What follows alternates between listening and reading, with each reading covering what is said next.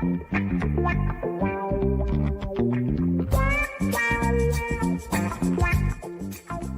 the Let's Talk Polyamory podcast, where we talk about all things consensual non-monogamy, polyamory, swinging, and all things about how you can have a secure and sexy relationship.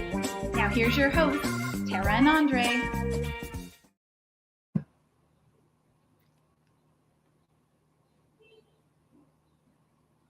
I'm not hearing you. There you go. Hey, Andre. Hey, Tara, how are you? I'm great. How are you doing? I'm great. I'm just amazed that here I was being the IT person telling you that I couldn't hear you. How the worm has turned. Exactly. So hello, everyone, and welcome to another episode of the Let's Talk Polyamory podcast. So today, we're going to dive into the topic, relationship rules by the numbers, 111 to one of our favorite numbers, 69. Yay. But before we jump in, let's do some introductions in case this is the first time someone's listening to us. So I am Tara Lynn Franco. I am a relationship and awesomeness coach. You certainly are. And I am Andre Turcott. I am a sex-positive psychotherapist. And you certainly are as well. Right. So we're here because we love to support individuals and couples navigate non-monogamy so that they can create successful, secure, and sexy relationships, kind of like ours. Kind of like us. So we do this through this podcast, our online community, and through our various coaching programs and services, and our Poly Newbies digital course. So you can find the links to all these things and other awesome resources that we're going to reference today in the show notes. Yeah. So, Andre, I know you're not a big social media person, but I'm curious if you've heard that viral song Finance. You're asking the wrong person. I live under a rock, so no, I've not heard it. But tell me about it, please. Well, the reason I bring it up is because it did go viral. It's this person called Girl on Couch. And it's like, I'm looking for a man in finance, trust fund, 6'5", blue eyes. Finance, trust fund, 6'5", blue eyes. Okay. And I mean, she did it a bit of as a joke to poke fun at people who have these kind of rules they follow. And because she said she knows single friends and stuff like that say, oh, I can't find somebody to date, but then they have these particular very small windows of things that they must fit into. And so I was thinking about that as I was preparing, and we were preparing for this podcast.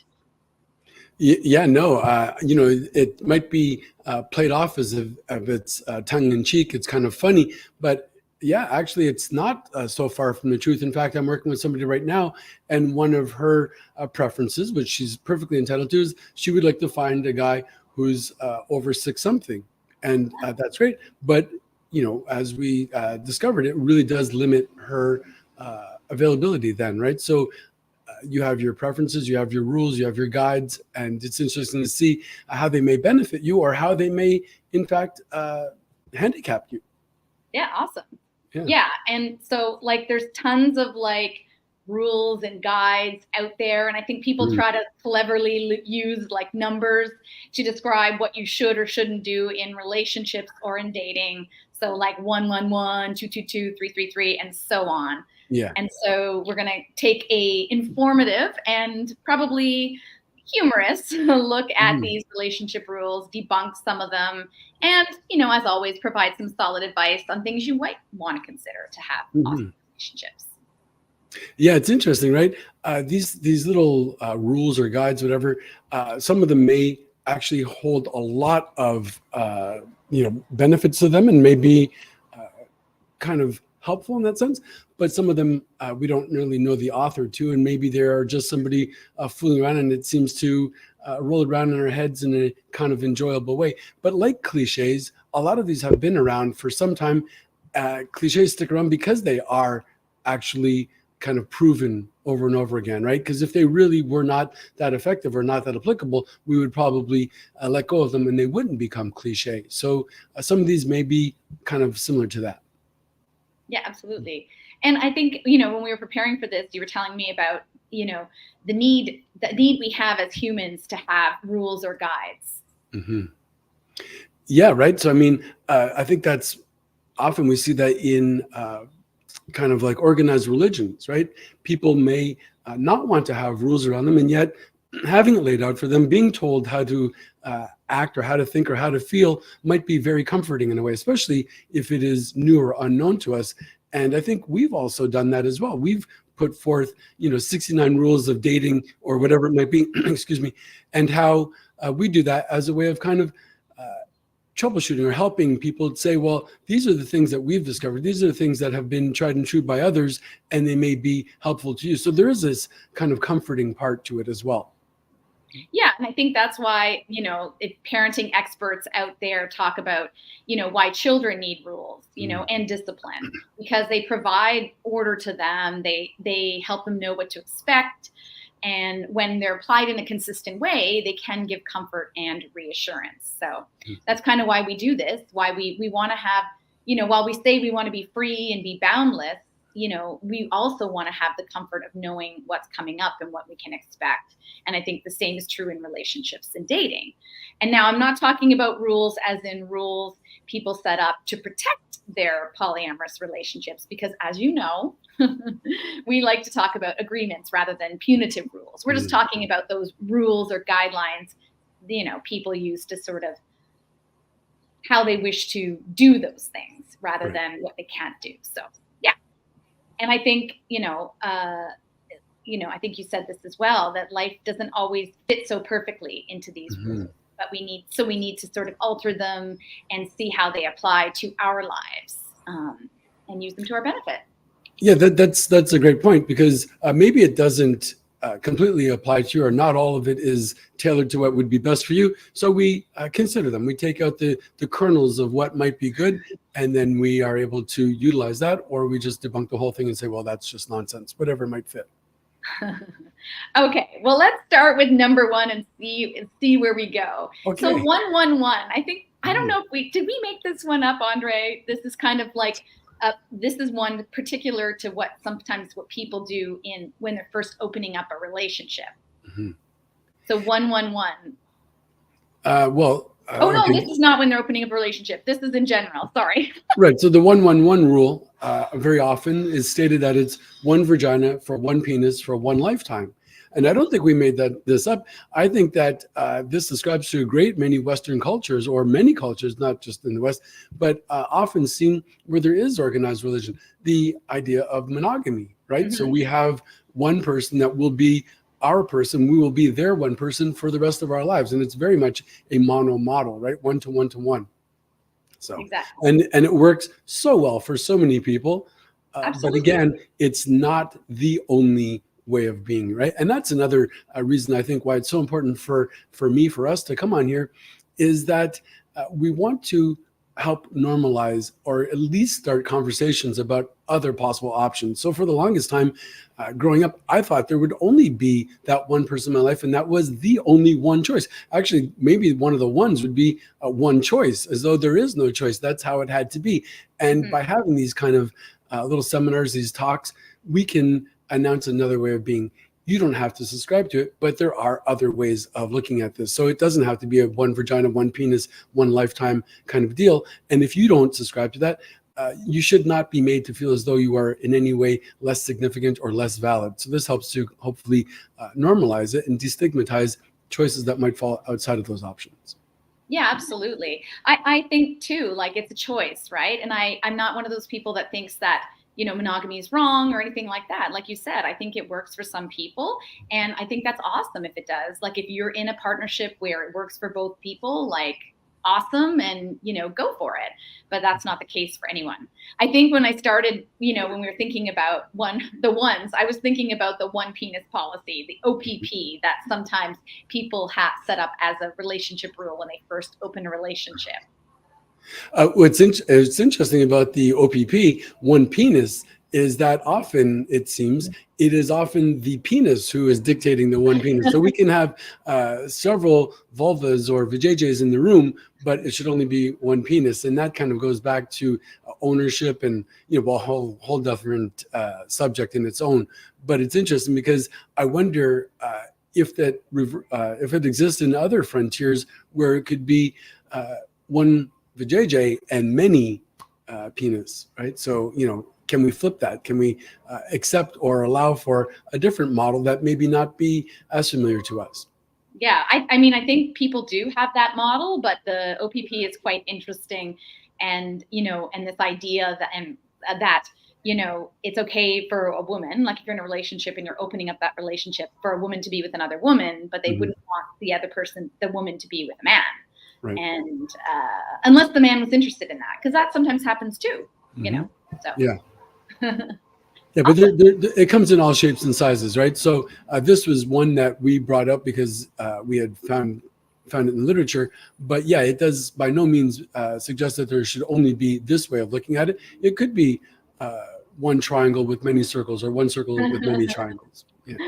Awesome. A combination. Okay, let's jump into the twos. So we found, there's tons of these out there, but we found two. So two twos. So, and one applies to relationships and one applies maybe more to events. And so the 222 rule, relationship expert Laura Berman writes that committed couples should go on a date once every 2 weeks, spend a weekend away every 2 months, and take a week-long vacation every 2 years. What do you think about that one, Andre? I think it would be, it's so funny because on some parts, I'm going to go to the vacation part right away. I think it's great that some people have the luxury to go on vacation. And at the same time, if we can only afford 1 week every 2 years, I think that's kind of sad. I think that, but that's a whole question of capitalism and where we're putting our priorities. I would like to think that we're able to go away a little bit more often than that. And it doesn't have to be extravagant. But really what I do like about this is the idea that we are tabling quality time together, that we are already talking about how this should be, as opposed to it just kind of going one day after another, and before we know it, a year has passed and we really haven't done any of these things. We are making a commitment to each other, saying, well, we're going to spend this quality time, that we are prioritizing this, that this is important to us. So I like that part of it. Yeah, absolutely. Because I think, and this happens too, and when people open up a relationship or begin to be polyamorous, that when they get that influx of new relationship energy, which we did a whole podcast on, with a new partner, they might make all kinds of plans for special dates and that sort of thing with them. And if they have an existing partner that they either nest with or not, that's, been around for a while, you do need to make time and effort towards quality time for that relationship. And, it's a key, I think, to successful non-monogamous relationships. Yeah, I totally agree. What's interesting also is that Dr. Berman mentions how this might be applicable for committed couples. And it's so interesting because when I go on dating sites, for example, I often see profiles that are asking for a serious or a committed relationship.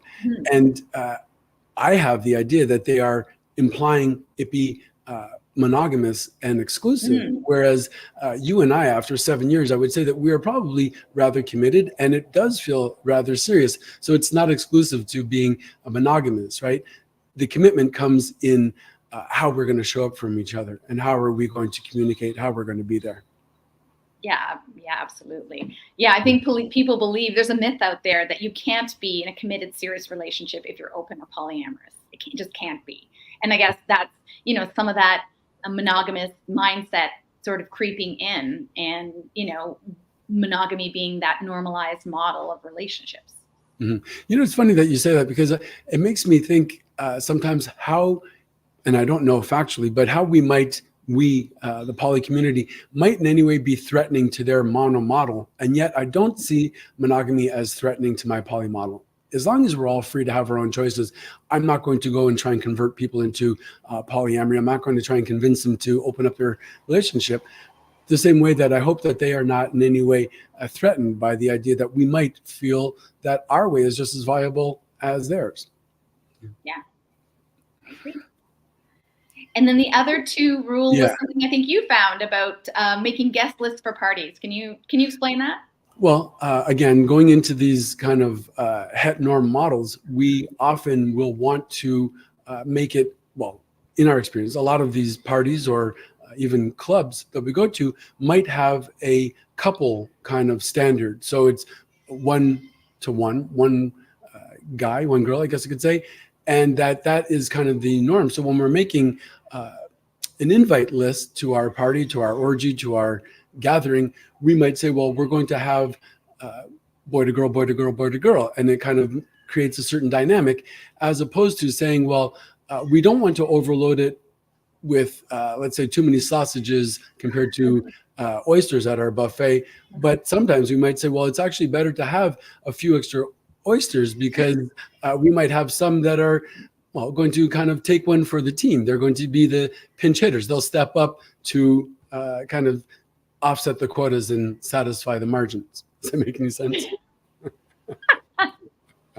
This is the humorous part of the podcast for sure. Hopefully. So the idea is, and I think that's a common one, is when people plan parties like lifestyle, swinging sort of parties, Mhm. so they do it in groups of twos, but are open to the additional ones being oysters, vulva owners.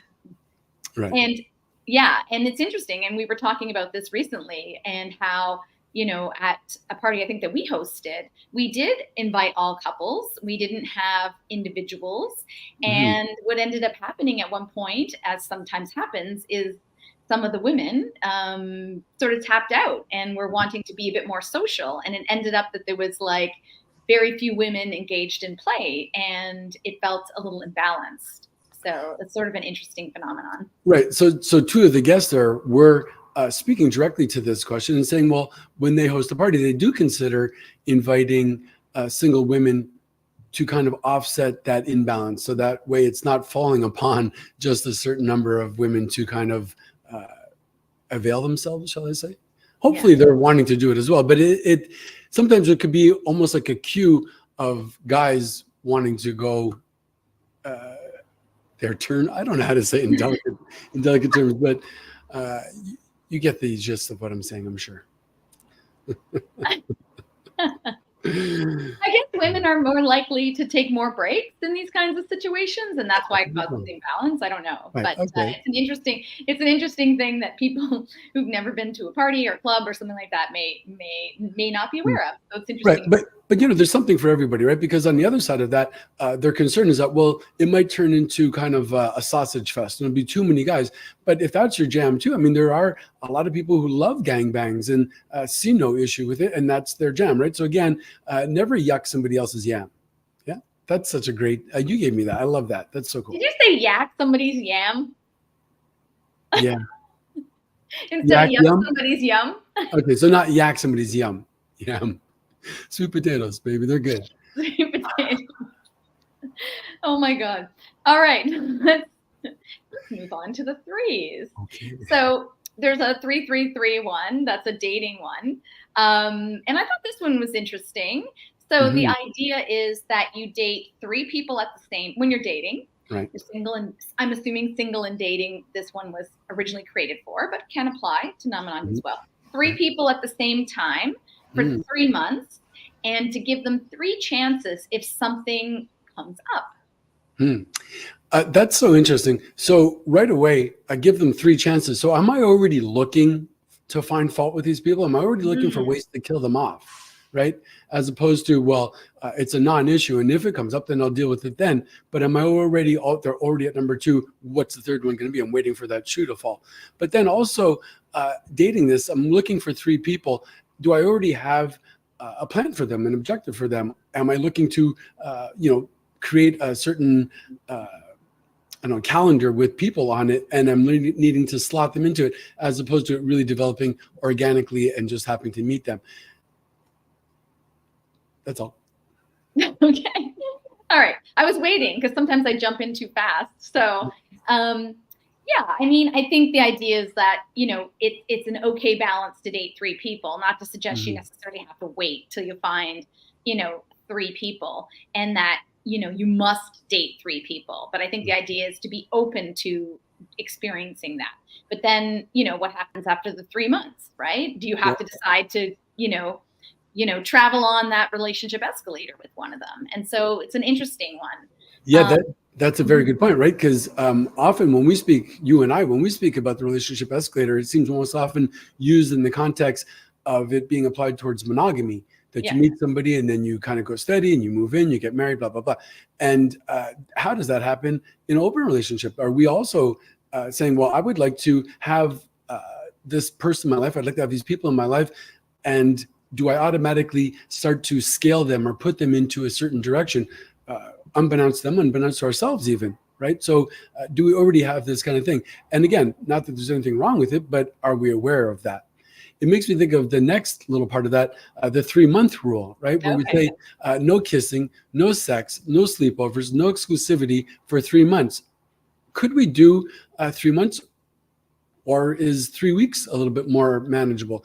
Because, I think about it in my own experience of going on, let's say in 3 months, getting to know somebody, I will probably have at least 2 or 3 dates, I'm hoping, over that 3 months with them, because otherwise it really probably more, no? Yeah, probably more. So to say that I would really go without any kissing, it might be, I don't know how it would be received, and I don't know how much interest I would have in it. To say no sex in 3 weeks or in 3 dates, I could probably swing that. But I don't know that I'd be able to do it for the 3-month period. It seems, my concern is that I might, or the other person might find it too prolonged and might actually kind of lose interest in it. But it could be interesting. It's not to say that I've never done that. In fact, I've gone for an extended period of time just getting to know the person. I thought it was wonderful, but it seems to be possibly the exception. What do you think about this timeline? Yeah, I think 3 months is a long time, unless, like you say, it's spread out and, you only see them because of maybe distance or something in 3 months, like 3 times in 3 months. But I mean, kissing, like, I kind of like to kiss. Sometimes I kiss on the first date and sometimes not, I definitely, don't have sex on the first date, or very rarely. I'm just trying to think, did we kiss on our first date? I don't think we did.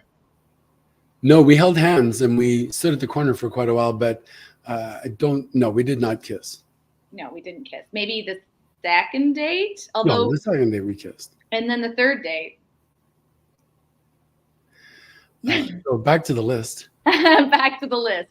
So yeah, and I mean the idea of dating 3 people at the same time. I just wanted to go back to that one because I was thinking about when people feel like they're polysaturated. So it might, and maybe 3 people is, and you're in an open relationship or you're polyamorous, is 3 a good number? And it may or may not be, depending on the circumstances in those 3 relationships. And it's interesting that we should do it in an ethically open way, that the other people might know that we are dating other people while dating them. Going back to my not too long ago history, before I became outspoken this way, if I was dating somebody and then found interest in somebody else, then I was with the dilemma, well, how am I going to announce it? How am I going to let them know that I am seeing other people? And how is it going to be received? My concern was how it was going to be received. Did they think then that it implied that I did not have deep caring feelings for them, that I was just a so-called player, even if I did have deep wanting, yearning, long-term ideas for them, right? So how is it received? And then also, I think about what the scenario might be like for you. If you were to tell some guys or girls, whoever, that you are wanting to date multiple people at the same time, do they automatically start to make other assumptions about you? Right? So it's interesting how it is announced, but I think it's the only way to do it is to be open about it and say that, I'm not looking to get into this exclusive relationship, that I am E&M, that I am poly, that I do date people simultaneously or perhaps individually, but that I'm not necessarily subscribing to an exclusive model. I think that's the most important part, that we be open about it. Yeah, I agree. And that's something that we have in our dating guide, and something that I follow is, like, if I, on my online profiles, I always say I'm polyamorous, I identify as polyamorous. People don't always read it. But I think it's even if you meet someone organically, I think it's important to share that you know what you want, or even if you're a monogamous, and you're dating multiple people, I think it's like, and want to eventually form a monogamous relationship, I think it's important to share, that you are dating other people. So people know, some of my story around how I came to non-monogamy, well, I ended up in a friends with benefits situation that I wasn't even aware of, because I met someone, we met as friends, we were dating, we were both dating other people. I never made any assumptions. But at one point, several months down the line, I thought that we were on the relationship escalator, and that they weren't dating or having sex with other people, only to find out when I asked that, fateful question, like, so what's going on here? And they said friends with benefits. I was like, what? And at the time I didn't identify, nor was I looking for a non-monogamous relationship. So, it was a surprise to me. And I think, had I known, I might have either made different choices or, was able to figure out a way to accept it before being surprised about it. So, yeah. Right. You could have consented either way, right? As opposed to being surprised. Yeah. So it sounds as though we did not have that conversation before getting into it. Yeah, exactly. Right. So we should, yeah. So another one of there's lots of 3 rules. Maybe I think 3 is like kind of like one of those magic numbers. So the other one is 3 points of contact before the date to get the vibe and maybe feel safe. 3 dates to collect data. 3 months, and I think you put brackets, weeks, to see if you want to take things to the next level. Yeah. Well, maybe 3 months is your comfort level, right? I'm just saying that for myself, I think I would already possibly know within 3 dates, even if it were 3 days. But 3 weeks or 3 months, it does give us some time to sit and digest it, see how we really feel about it, and see what it is. The 3 points of contact, I'm not quite sure what that means. Is that through phone, email, and texting? I wasn't quite clear on that. But it is interesting how we can allow ourselves to be present and really, kind of get in tune with what is the feeling that we are getting from this as well, right? Yeah, I think the 3 points of contact is like, like some people have a strict rule about not meeting anyone in person before they've had like a video chat or a phone call or something like that. So not just by text or by an app or that sort of thing. So actually just, listening to their voice, understanding they're real, maybe seeing them on video. And part of that's a safety thing. And, I just heard this recently for someone I know who lives in the US, that they said, oh yeah, there's so many fake people that it's important to know that the person that you're meeting with is real. And I was like, wow, like I don't think about that a ton. I feel like I can get a sense basically by the way the text is going. And I'm one that I don't like to go like back and forth a lot, because I just lose interest. I don't have time to text with someone for 3 months. I want to know if there's someone I want to meet. So I'll meet in public for a date and, check it out. That's my preference. Although somebody I had met online thought that was very strange and thought it was weird that I didn't want to talk on the phone first. And I just think talking on the phone for me is uncomfortable when you don't know the person. I don't know. Which is strange, like not in the rest of my life, but in the dating life, for some reason, it's strange. I can talk to anybody, but like someone I might date, I don't know. I just can't get the vibe on the phone. How interesting. And yet I think, I thank you for sharing that about the points of contact, because yeah, maybe there are safety issues that I never think of, or just not in our experience, but yeah, we should always be safety first. But I think it's interesting about the phone, because I might not be so tempted or wanting to do that either. But at the same time, don't we get a lot from how the person sounds, or so we imagine we get a lot from it. Dr. Hyman Spotnitz always said that somebody within the first 5 minutes, the essence of them. We might not know the details, but essentially we know. But it reminds me also of what we often say, and that's try everything at least twice. Maybe some things we really know we don't have to, like jumping off a bridge or heroin. We say, no, I don't even have to try it once, I know. But in most other things, maybe we try it at least twice. And the first time we have one opinion about it, and maybe we're surprised by it or not. And the second time, it may give us a different experience or may confirm that. So maybe those 3 dates, the first time we're not so impressed, the second time they might like more, or vice versa, whatever. So remain open to it and try it. Yeah, I think that that's a great point. And I think sometimes, and I mean, I've done this myself, is I meet somebody on text, like on an app or something, and we're talking and texting, and I like the way they write, and I feel like we've got a good vibe. Hmm. And then we meet in person, it's like, wah, wah, you know? And so it's so interesting. I think that's, kind of part of what's behind that as well. Hmm. And then the point you made about you know somebody in the first 5 minutes, I've definitely heard that before. And I think what happens sometimes, if we get all those like excited feelings, we sometimes ignore some of those early signs. Right. Yeah, for sure. And I mean, I don't want to scare everybody, but what happens when we come across, say, like a narcissist and we're being love bombed and they are doing everything in their power to make us feel a certain way about them? Oh yeah, Right? you have to be aware of the love bombing. I think that's if somebody's love bombing you, it feels great, but I think you have to have your little like, spidey Mhm. senses up to understand what's really behind that, if it's real and true. So, but Yeah. it's hard. Like love bombing can be very appealing, right? Well, I'm trying to think back to when you and I might have done that unconsciously, that we were just so caught up in that new relationship energy and you're wanting to do these things and you're like, hey, let's do this together. Let's do that together, or whatever it might be. To what extent do we do that? Maybe it's not really love bombing in the actual sense of it, but maybe it kind of has some of the similar aspects to that feeling that's created in that excitement. Given that you told me don't fall in love with you, I don't know how much love bombing there was there. But we did do a lot of fun and exciting things at the beginning. So it wasn't I don't think the typical love bombing. Is that to say that those things have passed and we no longer do those fun and exciting things? Oh, we absolutely do those things all the time. Every day is an adventure with you, honestly. Mm. I think that's part of the secret to our long-lasting relationship is that we're always making efforts to make it fun and interesting and exciting and adventurous. So Perhaps it's so. something I really love about you. Mhm. Mhm. Are we going to go over the 369 rule?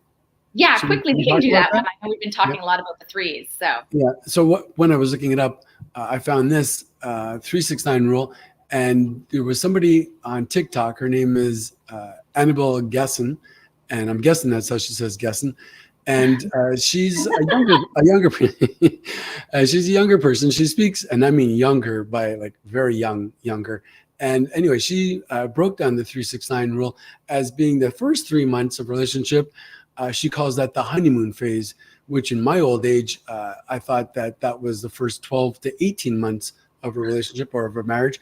But as I say, she's quite young, so maybe 3 months does feel like a very long time. And we've got the first honeymoon phase, and that everything is wonderful. And we, as she says, we will be madly in love with each other, which is awesome, right? And then after the 6 months, she says we then enter into the rocky phase. And that's where we start to find out who the person really is and how we might have some friction in the relationship. And then, should we make it to 9 months, well, then we are in the comfort stage. And that's where we claim to have known more about the other person, but we take comfort in knowing that we were able to withstand the rocky phase of getting to know each other. And according to Ms. Gessen, she says that we will have a very good chance of the relationship lasting, which is made me think back to somebody I had seen years ago, somebody I worked with, and it was an elderly priest from Africa. And he told me in all seriousness and sincerity that we could only really tell if people were going to stay together if they had been together for at least 35 years. yeah, I mean that's a huge number, but I know you've said that to many people we know that have been together for that long, Mhm. and have asked them the question.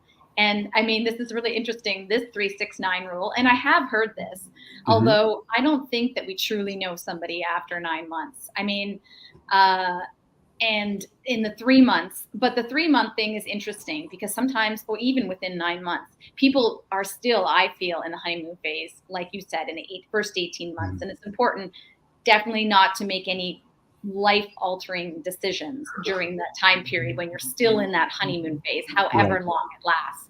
And I think we'll talk about it a bit. I think it's in the 10-10-10 rule, but yeah, I think we need to wait to make life altering decisions in that honeymoon phase.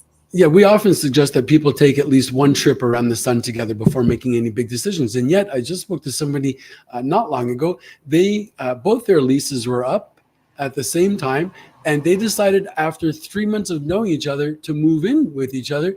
And now here they are, years later. They're married. They have a business together. They're talking about having a baby together soon. So, I mean, these are not hard, fast rules, right? But the people that I just cited, are the exception from my knowledge. So I think it's just pretty good standard stuff.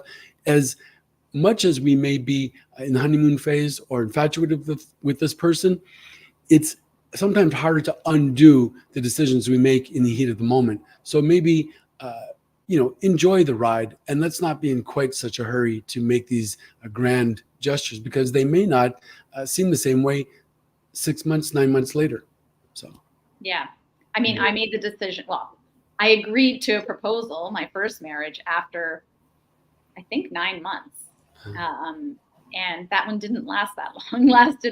We were engaged for a year and then married for another 2. Mm-hmm. So, and I definitely was young then. So that's another thing I would suggest to anyone thinking about getting married in their early 20s is like not to. It's interesting, right? I'm sorry. That's it. That you were young then. So in other words, if you look at it like an equation, you had the majority of your time still ahead of you, excuse me, but there was this kind of rush to get married as opposed to kind of, waiting a little bit longer. But what is the rush?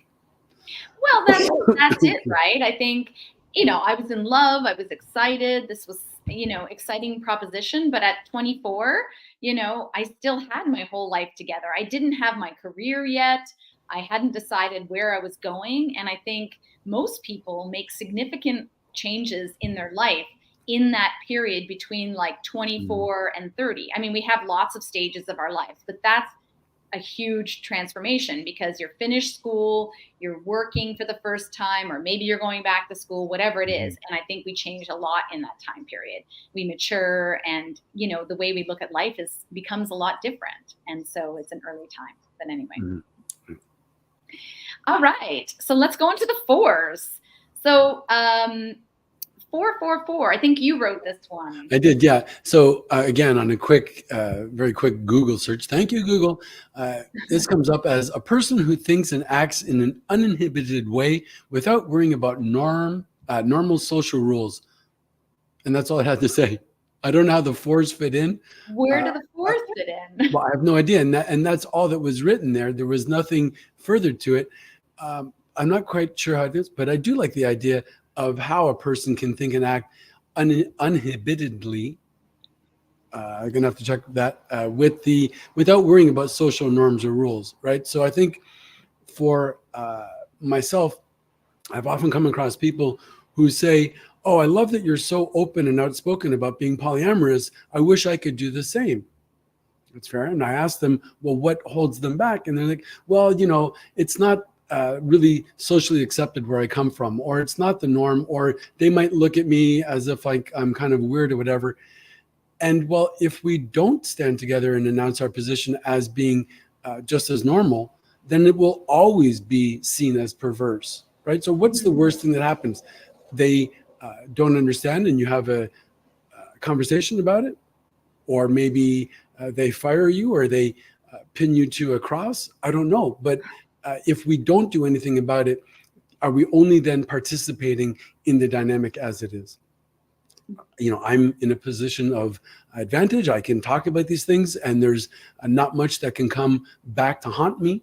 So I can be sympathetic to their place, but then it makes me, and perhaps others who can stand like me, in front and say, well, this is just as normal. This is just as acceptable.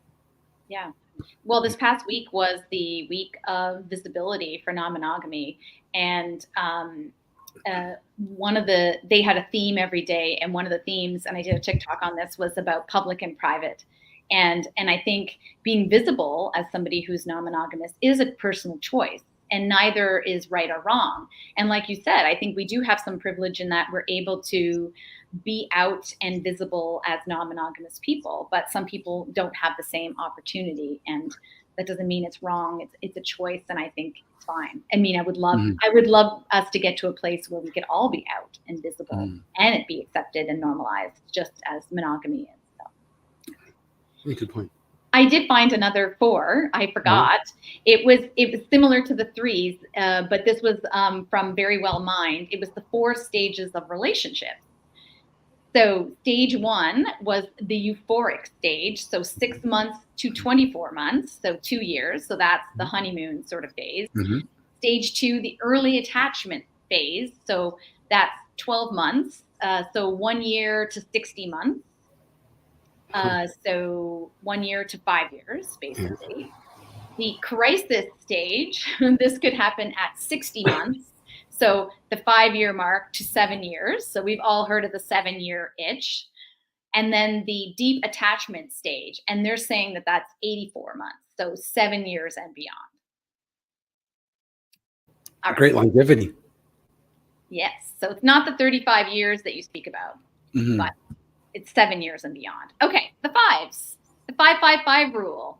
I like this one. So I do as well. This one sounds like it's rather practical, right? So we're asking that we keep in mind that when there's a disagreement in our relationship with our partner, with our friend, whoever it might be, our employer, that we take 5 minutes to speak while the other person is actively listening, right? So they're not just, formulating their response or anything else. They're actually really trying to be present for it.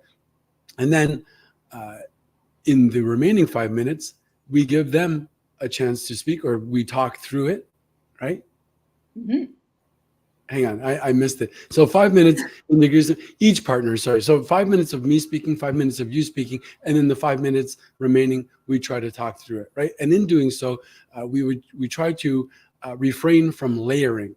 In other words, we want to really see if we can contain it to one subject, one idea, rather than just stacking it with dishes and having this whole big thing to have to respond to. Yeah, and I think the 5 minutes might be a long time to have that one thought. But in that 5 minutes, when it's, if I'm the speaker, I share my one thing. And like you said, the other person actively listens. And then we can practice what we call our attunement communication method, which is something we teach, where then the second person who was listening then repeats back what they heard. And then the other person says what they thought. And then you can move on to the next 5 minutes for the person who was originally listening. And then they can share how they feel, and then 5 minutes to work through, where you want to go with all this information, right? So. Yeah. We've said this on multiple times. And again, it may feel rather contrived in the beginning to teach yourself how to speak this way, but it really is so beneficial. And it makes me think back to one of the first times that you and I spoke this way, how it really made me feel seen when you were able to reiterate what I had just said. It was as though you hadn't gone away, but you were present and you really did make the effort. You were really there while I was saying it. You heard me, and then you were making this earnest attempt to make sure that you heard me the way that I wanted to be heard, that what I said, the message sent, was received the way it was sent, and that I would be able to do the same thing for you. It really gives us a feeling that we're trying at least to get on the same page and have a good understanding of each other. Absolutely. And I think, we don't have to agree, but the point of being heard is the win in there, is being able to say what we want to say and knowing that we're heard, even if we come to a place we don't agree on a particular thing. I think if we feel heard, we will be much further ahead than had we just decided to just agree to disagree and not talk about it anymore, which, is sometimes a solution when people choose. So, yeah. Okay, let's get into the sixes rule. So this is a funny one, and this is not dissimilar to Miss Finance. Women with high standards should look for men who are 6 feet tall, with a 6-inch penis, 6-figure salary, and I think some of them say 600 horsepower car and a 6-pack. Oh, and 6 months since their last relationship. Right, and that makes 6 of the elements, right? 6 criteria to finish it. Yeah, it's interesting that it starts off with women with high standards. So if you do not adhere to this, then does it suggest that you have low standards? I don't know. I personally, I mean, I've dated people of varying heights, and I am not a tall person. And I have to say, my preference is actually closer in height to me. Because I mean, when I was with tall people, I think I spent my life like looking up like this, and then maybe that's the reason I actually have neck problems is from looking up all the time.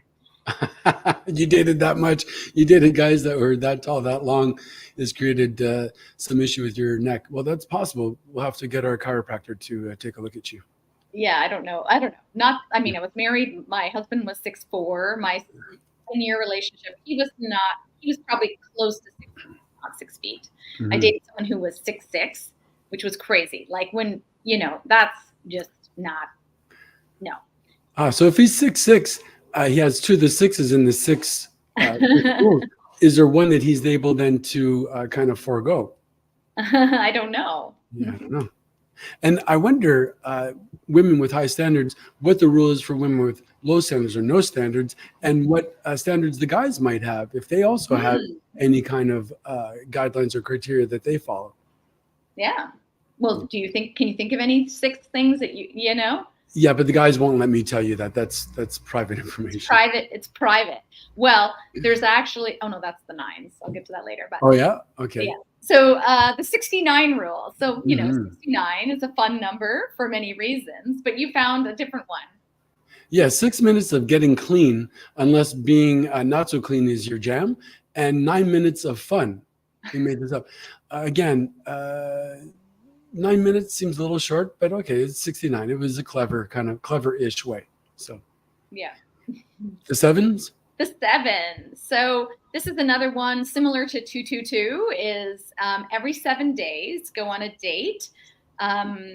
Every 7 weeks, go away for at least one night. And every 7 months, have a romantic holiday. Mm-hmm. I feel like this would be more in this would be more aligned to what I would want. I mean, you can't always do a date every 7 days for various reasons, but I kind of like that. Mm-hmm.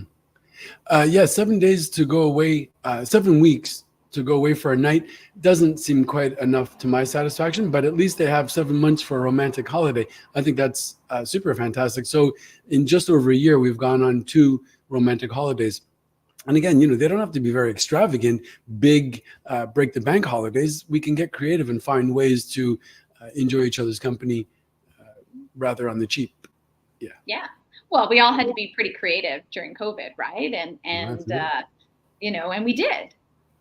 And so that means we can get creative. We can do things at home, staycations where we explore things in our cities or towns or nearby areas. There's so much to explore that doesn't cost a lot of money. So yeah. Okay, the 8s. Mm-hmm. So Jay Shetty is a pretty well known, I think he's podcaster and author, wrote a book called The 8 Rules of Love. So quickly, let's go through them. So number 1, let yourself be alone. Yeah. That's interesting information. Yeah, that's so important, right? Because I think, are we wanting to find somebody to kind of complete us, or do we already feel complete, right? So what's our motive in wanting to be with other people? And are we good being with ourselves? Because if you can't be happy with yourself, well, then how is it going to work out otherwise? Mm-hmm. Yeah. Number 2, chemistry starts a relationship, but character makes it last. Yeah. So I think we find out, when we already talked about, we find out more about a person once we get further in. So you may be chemically attracted to them, but if you stay the distance, you may realize that it's who they are as a person that you're really attracted to. And what that says of your character as well, right? Because outside of the chemistry, as you say, if it's not so easy, or it's easier to kind of just kill them off, but you work on it, then it says a lot about your character as well. Number 3, relationships end because patience, kindness, and understanding end. Oh, that's a good one. I like that. Mm-hmm. Yeah. So could we kind of keep that in the forefront and ask ourselves, how could we be more understanding? How could we be kinder, more patient? And hopefully the person on the other side of that is also asking themselves, and they are then more considerate, more caring, more understanding as well. Well, you always say it. Sorry, what did you say? I say we get what we give, hopefully, more often than not. Yes, I would hope so. I mean, you always say that, sometimes we say things to each other that we would never say in the first week, month, even maybe year of dating. And so remembering that, being patient and kind goes a long way, and, carrying that throughout our relationships. Right. Number 4, intimacy is more than sex. I think that speaks for itself. Number 5, there are more types of love than romantic love. And it's so interesting, right? When we say, oh, I love this person, well, what does love mean to you, right? There are so many different aspects of it, so many different facets, so many different ways of loving and being loved. Yeah, and how things like friendship play a role in love and strong relationships. I mean, I think at the base of it, we are very much good friends and best friends, in fact. And I think that can always form a very solid foundation for people. They also go on to say that we should win or lose together. Oh. Yeah, interesting, right? Number 7, you don't break in a breakup. Oh, so if you don't break in a breakup. So at the moment, it might feel as though your whole world has totally collapsed and it is not survivable, and the world's going to just stop. But in fact, that is not likely to be the case, right? We are not going to completely explode or shatter. We will endure this as well. And number 8, it kind of leads well into that, is we will love and love again. I love that. It's interesting, right? For rules of love, that we will love again. It kind of says, well, what does it say to you, Tara? I mean, love and love again. How do you interpret that? That there's no one real love for us. We can love many people. I mean, we know this ourselves, being polyamorous, but even if you're not and you identify as monogamous, even if you felt like you had your true love and, if something maybe tragic happened or not, things just ended, that you will find love again. There's so many people in the world to love for so many different reasons. Subscribing to the universe of abundance. Absolutely. I was thinking about number 7, though, about you don't break in a breakup. And I was thinking that was more around quietly quitting. So breaking it in a breakup. So your intention is to ultimately break up, but you just do so by not just pulling the plug right away when things aren't working, but instead quietly quit and start doing things that maybe makes the other person want to break up, or that just makes life miserable for one or both, all of you. So you don't do the breaking up in a breakup. Yeah. Right. So you kind people of just quietly quit because they think it's easing off, right? And you just can't really ease off a breakup. Sometimes you just have to do it. But it's interesting because I think the fantasy is, I'll just quietly quit them. I'll just kind of ghost them. I'll just do this thing of not doing anything, and hopefully they'll get the message. It'll just simply go away and everything will be okay. Yeah. Not so.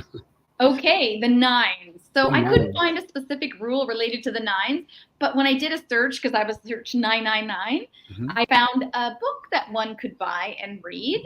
Not sure I would recommend this, but it's called 999 Rules, a chick manual for dudes. So I'm really dying to know what the 999 things that chicks need to know about dudes. A chick manual for dudes. I hope that there's also the dudes manual for chicks. Probably. I think that there's a lot that we would benefit by in sharing with each other. It's interesting because sometimes it feels as though the war of the sexes is still being fought, and maybe needs to. But where are the bridges to the sexes? Where are we really creating dialogues to help inform each other in a loving way of what we prefer, what we're wanting, what we're not wanting? How could we meet each other? And maybe a manual like this, even though it sounds like a funny title, maybe it does kind of make that offering that we might get some data, some information, some shared knowledge of each other, and help kind of demystify things, or help also to educate so that we don't continue in patterns that are not so loving, so supporting. Yeah, it would be interesting to see what the content was. I remember when my marriage ended and I was dating again, and I mean, I was having mixed success sort of thing. I read the book called The Rules.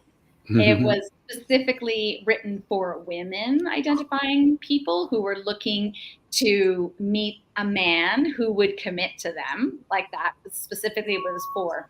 But a lot of it was like, you know, when I think back to it, was like super manipulative things that you would do to catch a man. And I mean, it was interesting. And I mean, some of those things worked, but you know, like one of the main things was like, don't be too interested, make them change, that sort of thing. What's that noise? Oh God, the world is coming to an end. It was just I guess a truck loading something. Pardon. Okay. Anyways, that was an interesting book. I'm curious if you recall who the author was, and was it written by a man or a woman? I feel like it was written by a woman. I think there's a lot better advice out there now in terms of like dating and stuff like that. And, you know, I follow some people on Instagram and TikTok. There's one that does a podcast called Do the Work. And, you know, it's a lot about attachment and dating. I also have a friend that is in a business program with me that does like how to understand your attachment and how that might apply in dating. And anyways, there's a lot of that rather than sort of more this manipulation thing that I think this book was a bit about. So, yeah. So let's move on to 10s. So we're getting near the end. We are. So the 10-10-10 rule, and this is what I was referring to when I was talking about the idea about making decisions early on in a relationship when you're still in that new relationship energy. And this is how you might make decisions. So for example, this might apply when you decide to maybe nest with someone if you're non-monogamous. So it looks at the potential impacts of our decisions. So that's what you're doing. So when faced with a choice, the idea is to consider the impacts of those decisions over the next 10 minutes, 10 months, and 10 years. Interesting. And I suppose, you know, in all fairness, you could change the 10 to whatever timeline might work best for you, right? So what's this decision going to look like over the next 5 minutes, 5 months, 5 years? 10 years for me personally, I don't really think in those terms. It's just, it's hard to think in decades. It's just such a big thing and so many things change. But 5 years might be a bit more manageable. So like many of the other examples in the rules that we had, maybe it just needs to be tweaked to your own personal thing, but the ideas behind it, some of them are pretty good actually, right? So yeah, before just rushing into it, let's take a moment and consider all of the things, all the benefits and the implications involved in this, and how would it affect me? Pretty good. I also found the 100-mile rule. And this is for some people who are maybe more monogamish, for example. Right. It's a relationship or arrangement in which partners permit one another to have sexual partners while they are physically apart. Hence the 100 miles. Yeah, it makes me think very much about the don't ask, don't tell rule that some people might have, right? So, or the Vegas rule, what happens over there stays over there. So I'm kind of, you know, acknowledging that there's a possibility that this might happen, but I'm not really wanting to know the details of it. But there is the credit to them that at least there is the acknowledgement of this. So there is some consent involved in this, right? So it says, well, we have this agreement that when these circumstances present themselves, then we can allow for this. But it is said consensually, it becomes ethical. Exactly. And so that's all the numbers we have. So we'd love to hear your take on this, and what some of your favorites were, or if there's others that we didn't cover. So if you're listening on Spotify, which is one of our podcasting platforms, you can actually now add comments. So you can put them in the comments and share your favorite rules. And before we go, a couple of things. And so firstly, we announced this in a few of the last podcasts that we've done. But we're offering our Poly Newbies digital course, which is an amazing 7-module course, which takes you through all the foundational elements you need to create relationships that are sexy, secure, and what was the other S? I can't remember. So this is the link. We'll put it in the show notes. And then finally, we love to do this every week and want to keep this podcast free and reach as many people as possible. So we would love your help in if you hit the like button, subscribe, and share with your friends. And if it feels good, write a review. Yeah. Awesome. Thanks, Andre. Thank you, Tara. Thank you, everyone. Thanks, everyone, for listening. Have a great day. Bye.